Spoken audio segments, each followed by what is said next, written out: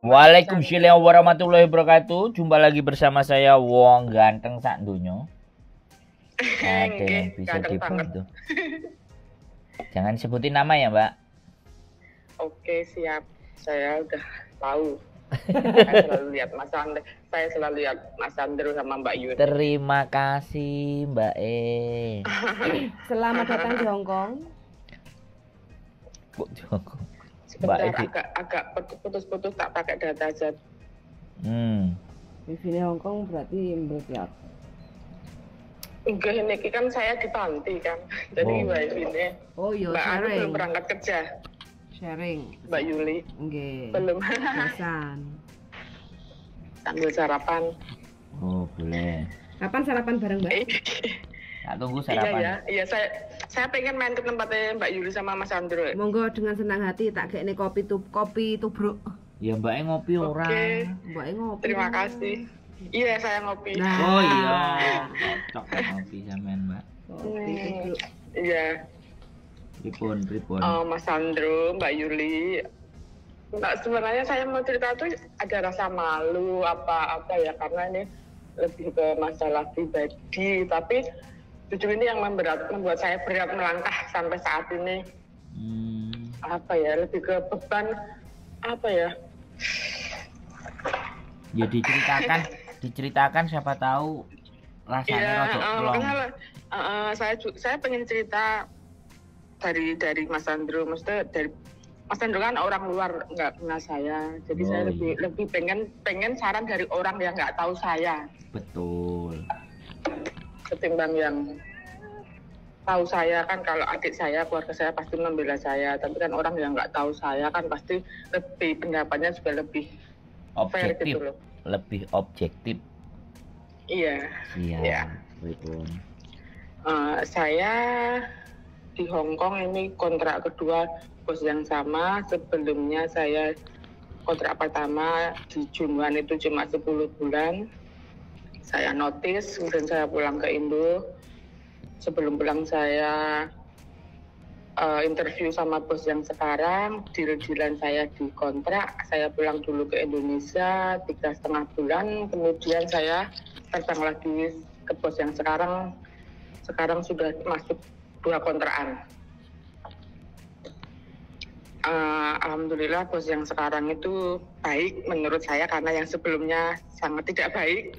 Jadi saya bersyukur. Alhamdulillah. Iya, yang sebelumnya tuh sangat-sangat tidak bagus, Mas. Aduh, pokoknya ngeri. Saya menjadinya sampai 10 bulan itu sudah, yang sebelumnya cuma 1 bulan, 2 bulan itu udah pada mabur.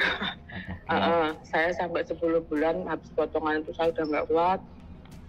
Saya akhirnya notice terus bos yang sekarang. Saya minta saran itu masalah pribadi tentang saya. Saya janda anak 3, laki semua. Saya punya hubungan dengan seseorang yang sudah punya keluarga, beristri sebelum saya ke Hong Kong. Dan itu udah lama, sampai sekarang pun masih.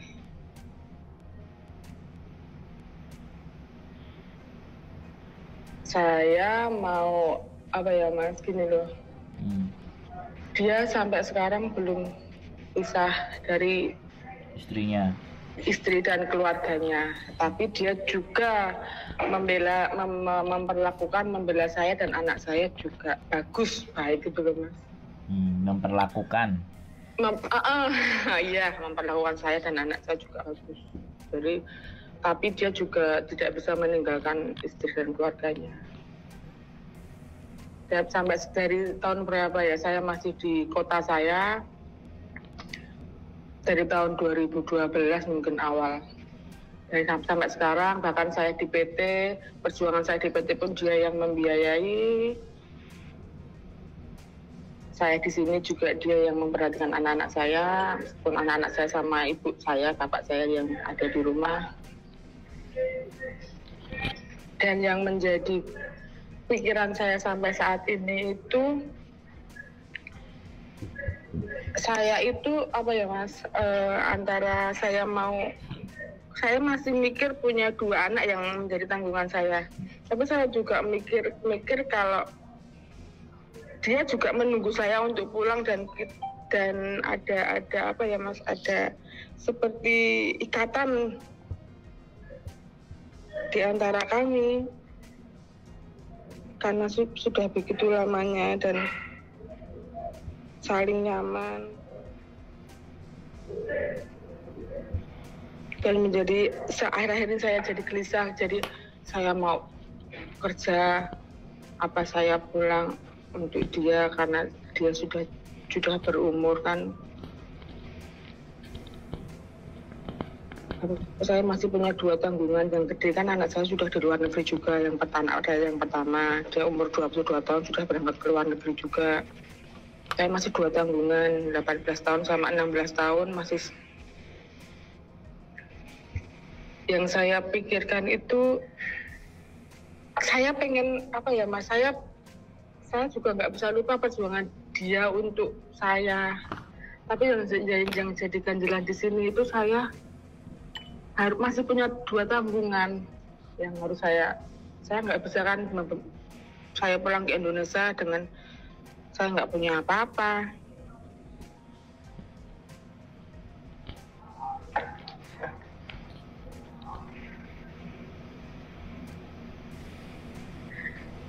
Kami mendengar, Mbak. Sama ngomongin aja, muntahin semuanya. Tampanane. Iya. Selama ini saya nggak pernah cerita ke orang lain karena teman-teman yang di sini taunya dia suami saya. Karena memang begitu saya juga saking cintanya, saya juga merasakan dia juga begitu.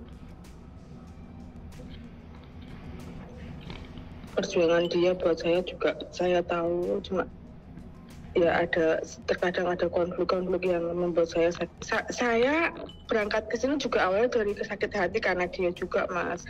Tapi ya juga dia akhirnya kayak merasakan kehilangan saya ketika saya minta pamit untuk saya mau pergi ke luar negeri. Saya pengen punya rumah karena saya belum punya rumah. Awal saya berangkat, saya sendiri karena dia juga awalnya tidak mendukung, tapi akhirnya mendukung. Tapi semakin kesini ada konflik-konflik juga yang membuat saya juga. Tapi kenapa ya aku tuh nggak bisa ya Mas, apa saking cintanya atau saking apa saya nggak bisa saya lepas dari dia. Sedangkan satu saya janda, kalau saya mau saya bisa main, saya bisa cari cowok atau apa, tapi saya nggak bisa Mas. Saya nggak bisa lepas, bukan karena apa ya, tapi saya nyaman sama dia karena umur kita juga terpaut berapa ya, 16-17 tahun. Dia jauh lebih tua di atas saya, dia mengayomi saya. Jadi saya tuh kayak saya cinta, sampai hari ini saya masih cinta Mas. Tapi yang membuat saya dia itu sekarang kalau apa ya Mas, dia karena saya di sini dengan pekerjaan saya yang terkadang saya kalau malam nggak bisa telepon atau apa, saya nggak bisa cerita apa, nggak bisa saya malam nanti langsung tidur gitu ya. Kalau dulu yang di pos yang pertama saya itu setiap malam saya pasti cerita apa gitu. Sampai dia ngomong, biyen kowe sing kere kaya ngono, saiki kowe wis sugih, kata versinya dia. Saiki wis sugih lali karo aku gitu. Tapi enggak begitu maksudnya sama saya tuh. Nah sampai sekarang semakin kesini ya semakin kayak apa ya, bundet kadang ya. Aduh, dilema. Ceritaku belepotan, ceritaku sampai aku tuh bingung mau cerita dari mana. Aduh. Dilema. Ya. Sampean pergi itu utang budine akeh ngono kan. Iya, betul. Iya, betul. Wis aku sampean ceritani sak menit deh. Sampai mengguri-mengguri wis. Baca psikisnya sampean udah mulai meraba bisa gitu loh. Kemana mau arahnya? Iya Mas, saya nggak bisa nggak pandai ngomong, jadi tapi pengen cerita, tapi kalau saya belum nyaman tuh nggak bisa keluar semua gitu loh Mas. Iyalah, intinya kan itu sih. Nah sekarang sampean masih mau ngomong apa giliran saya? Sampean saya udah saya dengar. Nah statusnya dia dengan istrinya masih baik-baik saja apa enggak? Enggak. Nah, kalau nggak baik-baik saja ya, kalau dia ada surat cerai, ya sampean langsung masuk. Belum. Ya ditanyakan kepastian hukumnya. Kan nggak boleh kayak gitu, Mbak.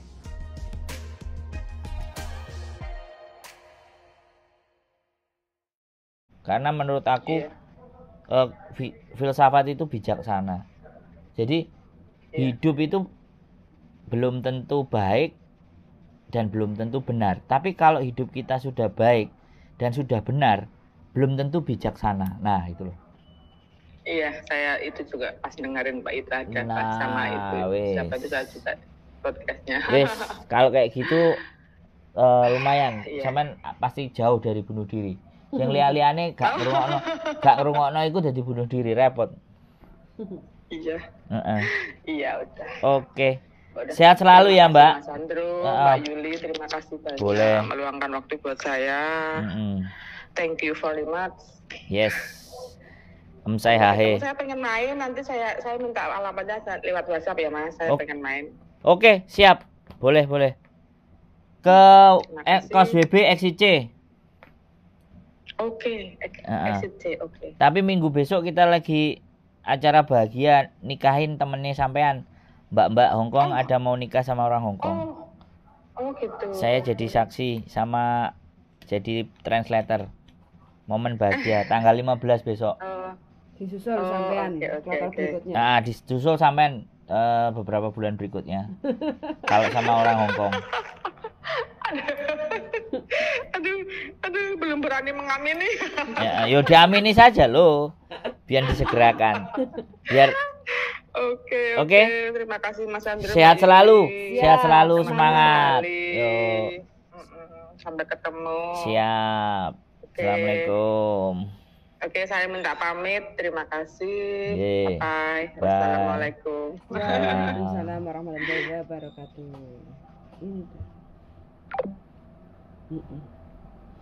Halo? Ya? Sudah begitu saja. Sehat selalu buat teman-teman. Keep watching in my YouTube channel and see you the next video. Salam bucin-bucin dari Bye-bye. yang lagi bucin. Bye-bye.